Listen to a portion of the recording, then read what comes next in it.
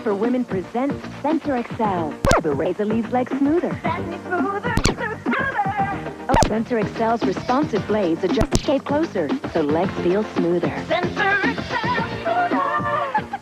When I was that, I was in the shop. To confirm his suspicions, he'd need to see an electrocardiogram, an EKG of Casey's heart. Remember, she'd had one when she'd last complained of feeling faint. So this was her EKG the day before she died? Yes. Okay. It's here where even the best trained doctors miss what Dr. Vincent zeroes in on. When you just look at this before doing any measurements, to your eye, this already looks abnormal. That's correct. This is a characteristic record. It's not one of the borderline ones. It was right there on Casey's EKG, a much longer interval between the Q and T waves than on this normal EKG. Casey had died of something called long QT syndrome, an electrical abnormality of the heart that can trigger a fast, irregular, and lethal heartbeat. During that rhythm, the heart doesn't beat very well, so no blood is pumped out, including to the brain, and if that rhythm persists, the patient may die. Casey's fainting spells, her complaints of a racing heart, had been undiagnosed symptoms. As two doctors, as parents, I can imagine you've kicked yourself, you've been ridden with guilt, wondered why you would have missed something, and yet I didn't know about this. Doctors everywhere do not know about this. People everywhere do not know about this. And that has helped with our guilt.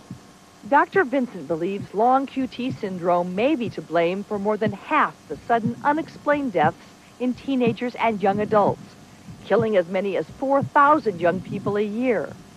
15-year-old Andrew Stafford died riding in the back seat of a car. 16-year-old Jennifer Williams collapsed cheering at a school pep rally. Honor student and athlete Rob Woody died when his alarm clock went off, the same way the Shockleys believe Casey died. Do you hear those kinds of stories very often? Yes, quite often. Alarm clocks, sirens, That's frightening. police horns, those kind of sudden startling events will trigger off this heart rhythm abnormality and cause the loss of consciousness. Why are teenagers and young adults most at risk for this? Don't know.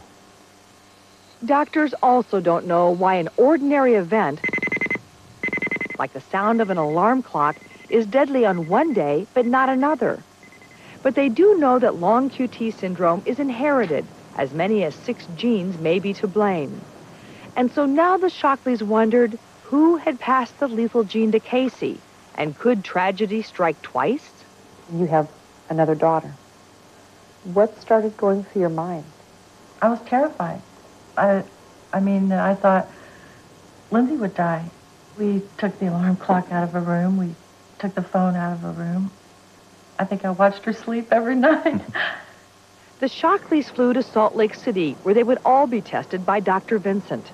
How often have you met a parent who's lost more than one child?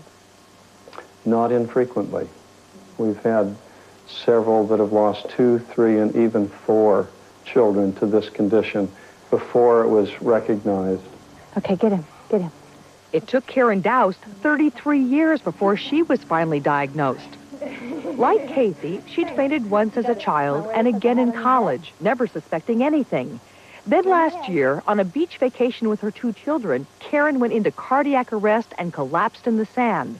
Miraculously, in her case, CPR worked. You're really bad, and somebody does bring you back. Very lucky. I honestly didn't realize the greatness of this, and that it can choose to do it whenever it wants, and I just really didn't know what I really had. Okay, Karen, let's have you start bicycling. A simple stress test used to generate a picture of the heart's electrical system was all it took to confirm Karen's diagnosis. Her EKG was clearly abnormal. Another one. It's working in there. Lupped up. There was now a 50-50 chance she'd pass the long QT gene to her children. And you just go, please don't let them have it, and Peter did, and Sam didn't.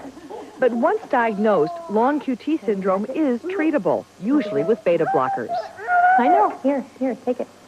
A commonly prescribed heart medication that helps keep the heart's rhythm in check. Go. Where is it? Once properly treated, the vast majority of people lead not only a normal lifestyle, but a normal lifespan. The risk is in not knowing who has it and therefore not treating them. Back in Chapel Hill, North Carolina, the Shockleys awaited the results of their stress test from Dr. Vincent. We'll never forget his words. They were, let's talk about Lindsay first, because she is perfectly normal. And we'll never forget that day. The moment was bittersweet. Although he'd never had a symptom his entire life, Bill learned it was he who had passed the gene to Casey.